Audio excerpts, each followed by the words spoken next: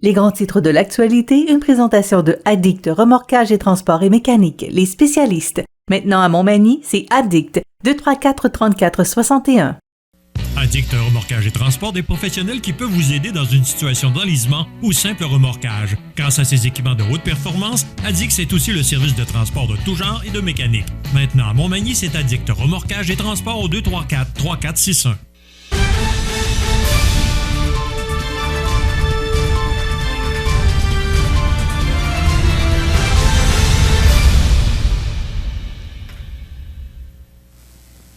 Les grands titres de l'actualité de ce vendredi 11 mars. José Soucy, bon matin. Bon matin. Écoute, tu participeras ce matin à une conférence de presse et c'est une conférence de presse qui m'a beaucoup étonné pour les participants qui participeront à cette... les participants qui participeront, mais c'est comme ça qu'il faut le dire, là, à cette conférence de presse. Et dis-nous exactement ce qu'il y en est. C'est relativement simple, Michel. C'est Bernard Généreux, notre député fédéral. C'est dans le cadre de la course à la chefferie du Parti conservateur, de sa formation politique. Écoute, 3 invités de marque ce matin pour la conférence de presse Zoom. L'ex-ministre de la région, là, sous Brian Mulroney, Pierre Blais, excuse-moi. Norbert Morin, l'ex-député libéral de la circonscription de Côte-du-Sud. Et Jean Damour, l'ex-ministre libéral, qui vont, dans le fond, donner leur appui à Jean Charest. Je veux dire, il ne faut pas avoir la tête à Papineau pour comprendre ce qui va arriver. Ce matin, là, on comprend. Mais en même temps, je veux dire, c'est très habile de l'équipe de Bernard Généreux. Je ne sais pas si c'est lui qui a piloté ça, possiblement, là, qui a l'entourage de Jean Charest là-dedans, qui sort ses anciens alliés, mais c'est quand même assez habile. Ça va avoir lieu ce matin à 11h par Zoom. Je vais revenir lundi matin, là, je vais vous faire le résumé de cette conférence de presse-là, parce que ça va être intéressant.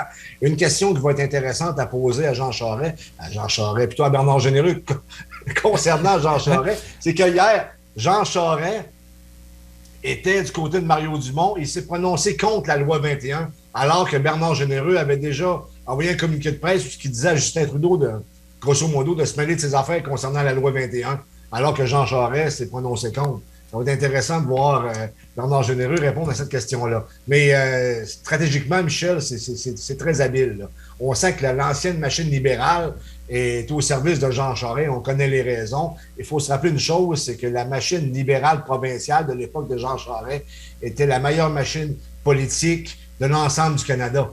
Donc, il ne faut pas sous-estimer Jean Charest, loin de là, bien qu'il soit fortement derrière Pierre Poilievre dans les sondages internes concernant la chefferie du Parti conservateur. Et José, est-ce que, écoute, tu l'as souvent dit cette semaine, là, parce qu'on a parlé beaucoup de Jean Charest, parce qu'on le disait que son annonce devait être faite hier, c'est ce qu'il a fait. Et il l'a fait à Calgary, qui est le château fort, parce que Poilievre est originaire de la région de Calgary. Donc, il est quand même, c'est le château fort de Poilievre. Et il a décidé d'annoncer sa candidature dans le château fort de Poilievre. Ça, c'est d'abord une bonne stratégie.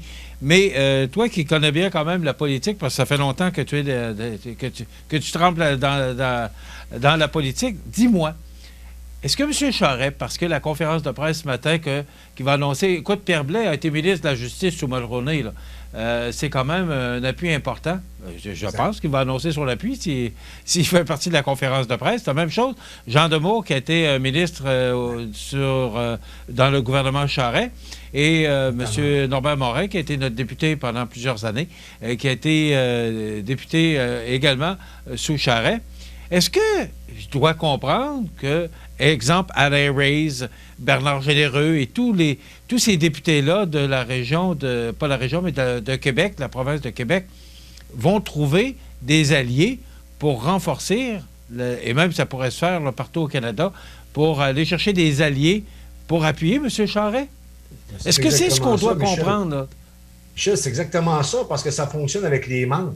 Si, exemple, si je comprends bien, là, peut-être que je n'ai pas les détails, mais plus que tu as de membres dans une association qui vote pour le chef en question, plus que ça va te donner de points par circonscription, si je comprends bien. Ça fonctionne à plusieurs tours, mais ça fonctionne essentiellement avec le nombre de membres que tu as. Et si tu réussis à aller chercher des gens, tu vends des cartes de membres pour favoriser l'élection de Jean Charest, c'est ça qui va faire en sorte que M. Charest va devenir le chef du Parti conservateur. Mais ils ont réellement du pain sur la planche, je ne te le cacherai pas, parce que oui, je comprends l'habilité de la machine politique, mais en même temps, Jean Charest a beaucoup d'étiquettes sur lui, notamment par le fait qu'il a été longtemps premier ministre du Québec et que bien que l'enquête Machuré, Bastarache et nomme-les tous, là, n'ont pas accusé formellement Jean Charest, n'en demeure pas moins que dans la perception des gens, Jean Charest est associé à une forme de corruption, où il a une étiquette négative, même s'il n'y a rien qui a été prouvé.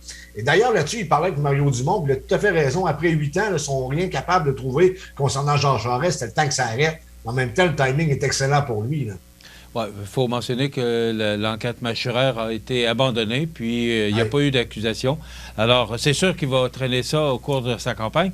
Mais moi, la question que je me pose aujourd'hui, c'est, tu parles de carte de membre, là. Qu'est-ce que ça fait exactement, les cartes de membres? Explique-nous, là, parce qu'il y a déjà beaucoup de membres, je ne sais pas combien, pour le Parti conservateur du Canada. Juste 136 dans le comté. OK. Mais là, est-ce que ça veut dire que... qu'est-ce que la carte de membre vient faire? Il va y avoir plus de membres, oui, mais ça ne veut pas dire qu'ils sont nécessairement pro-Charest. Non, ça, tu as raison, mais lorsque tu vends des cartes de membres dans une course à la chefferie, tu sais que là, exemple, je rencontre Michel Montminy, il dit, regarde, deviendrais-tu membre du Parti conservateur du Canada, ta course à la chefferie, qu'est-ce que tu penses de Jean Charest? Ah, moi, je trouve que Jean Charest, ça a main d'allure.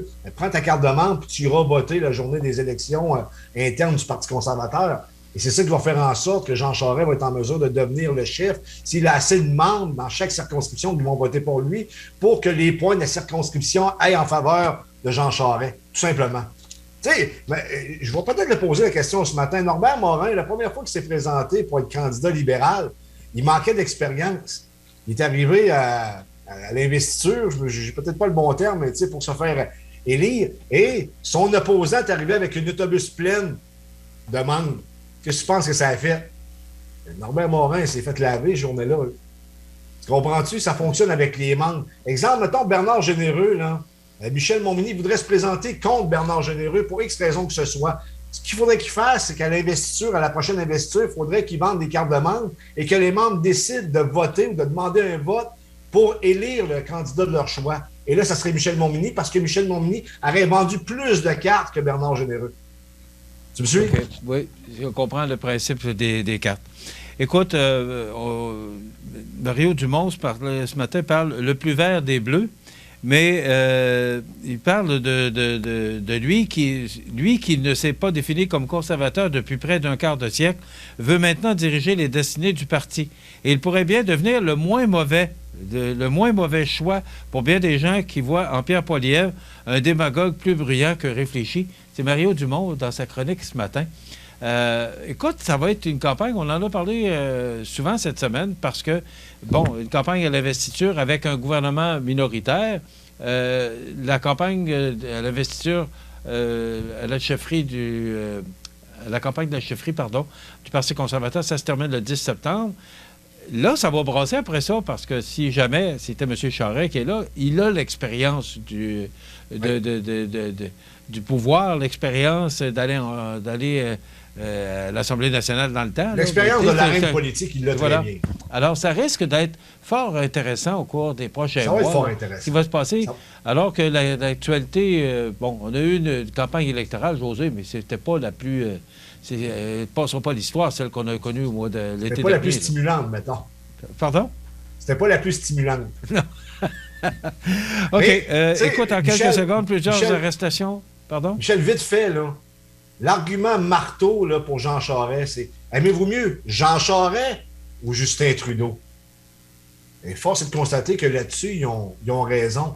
Mais c'est à l'interne que ça va jouer. Et je vais dire une chose, Pierre Poilievre est loin d'être battu. Là. Il est en avance et c'est un gars qui est très, très aguerri en politique et il est capable de frapper où ça fait mal aussi. Là.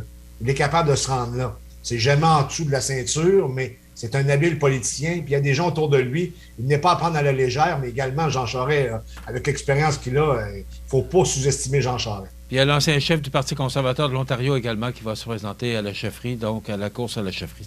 Ça va être intéressant, on va suivre ça et on va en parler. Je vous le dis, on va se faire un plaisir d'en parler dans les grands titres de l'actualité. Merci, José. Plaisir. Ça complète. Bon week-end. Merci à José Soucy aux nouvelles. Merci à Jean Carbonneau à la réalisation de cette émission. Il est dans l'ombre, mais je vous dis, il est là parce que tout ce que vous voyez et entendez, c'est Grand Manitou de l'émission du matin.